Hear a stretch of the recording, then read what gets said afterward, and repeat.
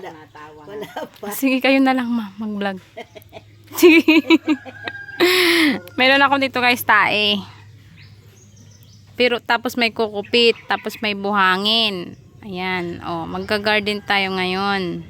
Alam nyo kung ano itatanim ko? Yan, kung meron kayong mga lumang kasirola, wag nyo tinatapon at wag nyo binibenta sa mga lalakal. Yan ay may mahalaga yan. Oh, nakita nyo may butas-butas. Oh, bagong idea na naman yan. Oh, isasabit nyo lang dyan sa kalan nyo o kaya sa garden nyo. Ayan, ang tatanim natin ay alugbate. Ayan oh, may mga stem ako ng alugbate. Ayan oh, itutusok mo lang siyang ganyan. Oh, hindi mo kailangan ng malaking space. Kung wala kang space sa bahay ninyo, oh. Ganyan lang siya, oh. Oh. Tataba na yan, oh.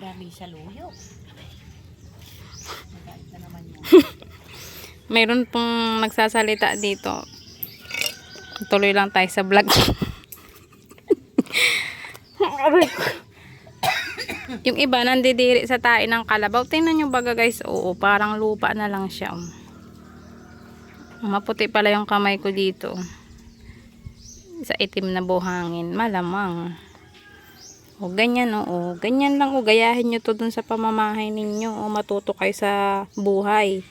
Yan, hindi puro hingi sa kapitbahay ang gagawin natin. O, di ba? O, yung mga nandyan na nakatanga-tanga lang, o, maggawa kayo ng ganyan sa bahay ninyo, at least may pinagkakaabalahan kayo. Kaysa nagmamarites kayo dyan. Oh, walang nanggagawa ang marites. Pag-usapan yung buhay ng may buhay.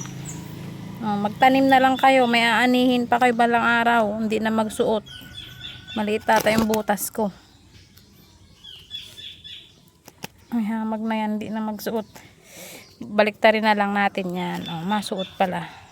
Ayaw ng malaki. Gusto niya yung mahabang maliit lang. Yung payat. Ha, mayroon po kaming audience dito, yung dalawa, oh. Relax na relax. Samantalang ako pinaghihirap nila kung magtanim dito. Joke lang. Ayan, oh, diba? Kung may mga ipa kayo sa bahay, ganyan ang gawin nyo, oh. Oh, tapos isabit nyo lang yan doon, oh. Ganda na. Oh, tapos diligan nyo, bukas may bulaklak na yan. Ay, may dahon pala.